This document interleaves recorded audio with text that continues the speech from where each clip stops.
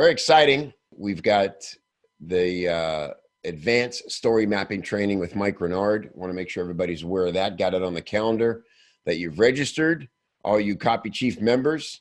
This is Mike's third training in Copy Chief. Really excited to have Mike come train us again.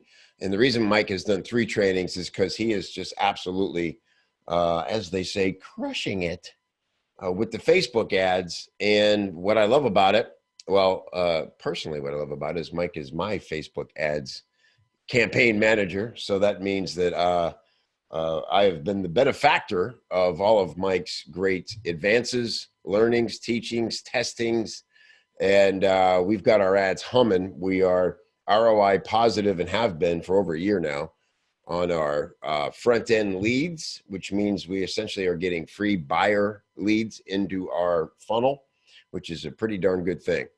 And what I love about how Mike operates is that he takes a different approach than most people do on Facebook with their ads. And he uses a integrity first, story driven approach to selling on Facebook. And as copywriters, and as Copy Chief members, we always want to work in integrity, and we don't really like to do this super hypey, spammy, scammy stuff that very quickly gets people punished and kicked off of platforms like Facebook.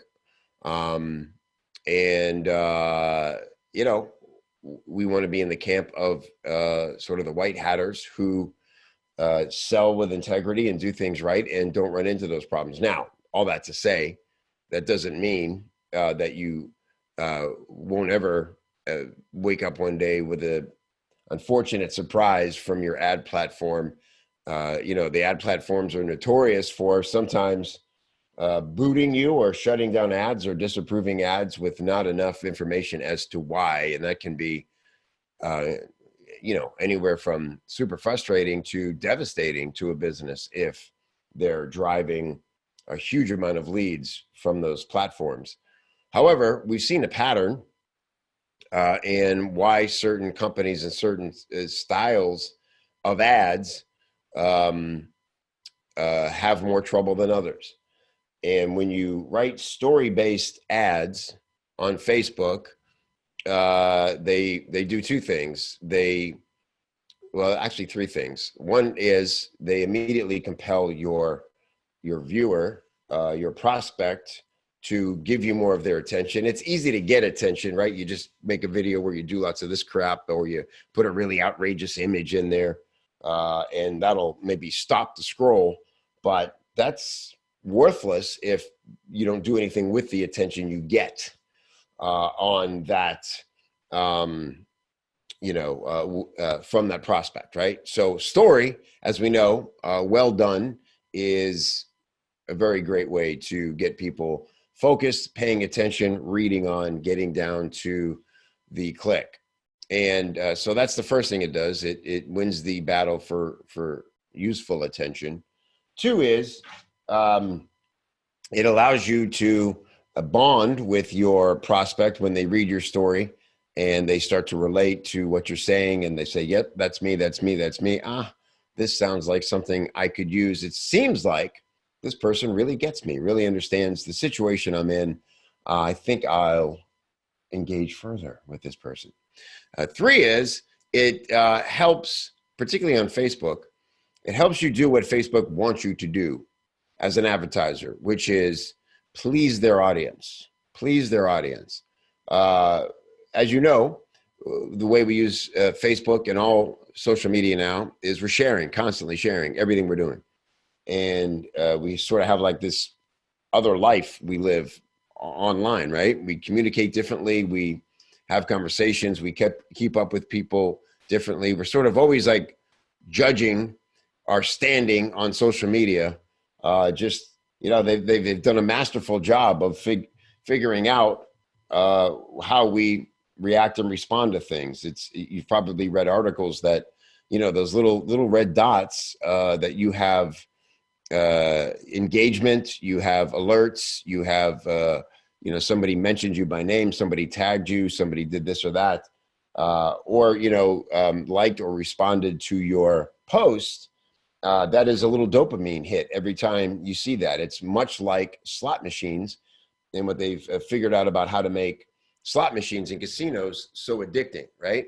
It's that you see people on slot machines and they're just sitting there hitting the buttons over, and they don't have to. Used to be you have to pull the crank, right? You in the old days you'd put coins in the slot, and then you'd pull the crank, and then you'd wait and you'd watch the numbers roll, and you go, darn, I didn't do it, and so the act of that was gratifying, but there was a sort of long process of you getting your money into the machine.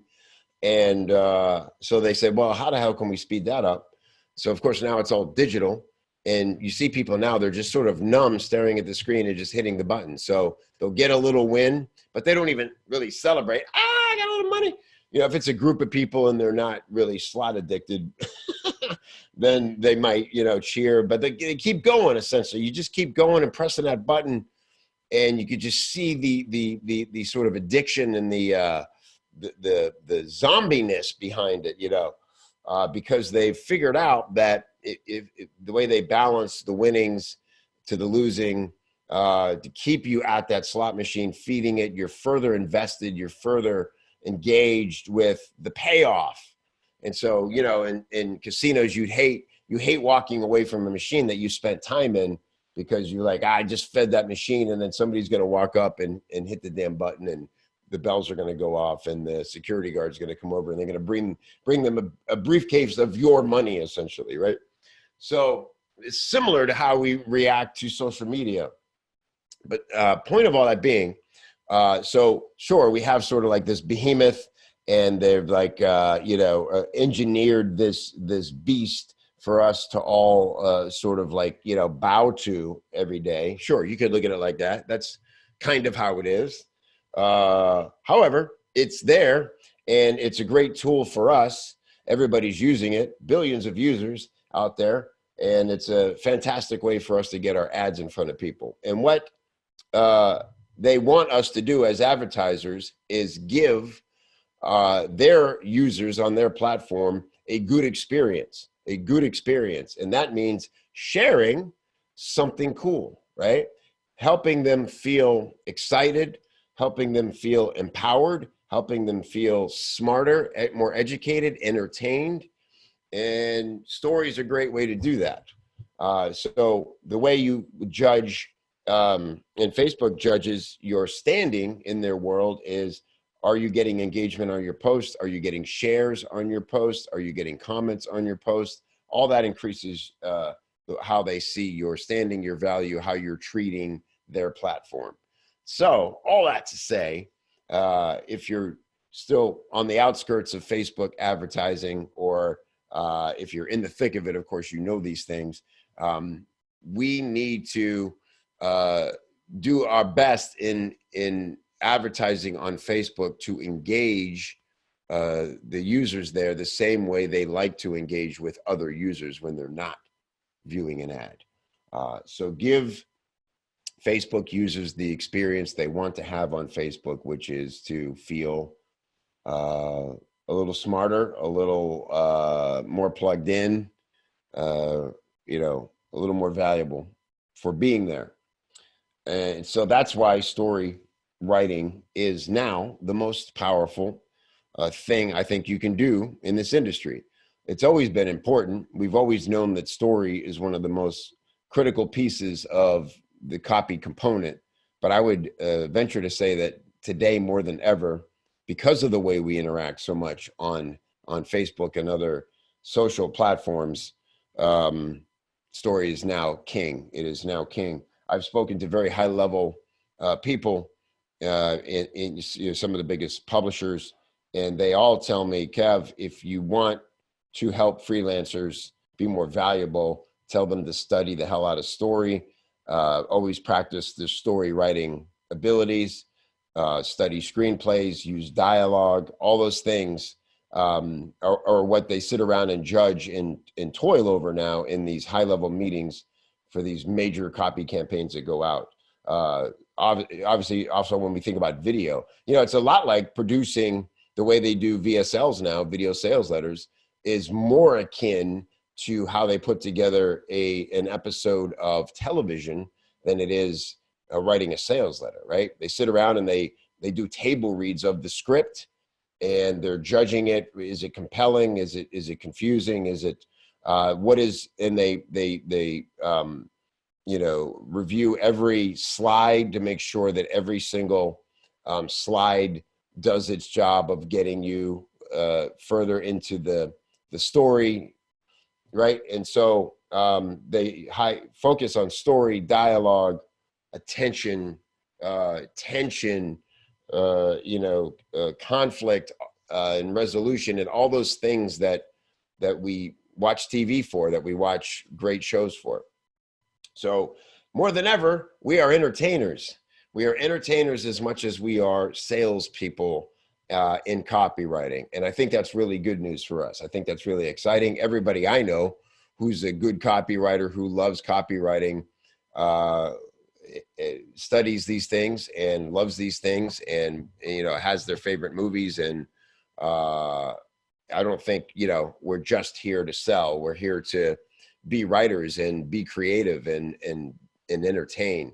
And never more than now have those two worlds come together. So all good news for us. And all that to say, don't miss Mike's training on March 5th, because we're going to talk about the 3 story types that Mike has narrowed down all the different story formulas he's used and tested on Facebook to the 3 story types that he sees working best. And then starting Monday, we're going to start a workshop and give you one of those types for you to write an ad based on. If you remember, if you were here for the last time we did Mike's training last summer, we did this and then we're going to pick a winner, and with your permission, test your ad against our control so you can beat Kev's control. And if your ad does beat our control, just like Brett Rendell's did last time, we're going to give you $500 cash. And I'm going to record a video testimonial for you about what a great Facebook ad writer you are. And if you're a freelance copywriter, that'll be really valuable to you, because I believe this is now one of the most in-demand things you can be, is a Facebook ad copywriter. I get a lot of requests for people, from business owners who need help with their Facebook ads. There are a lot of Facebook ad managers out there who need to scale up with more copy to test. So all very cool, very exciting, and all happening next week right here in Copy Chief.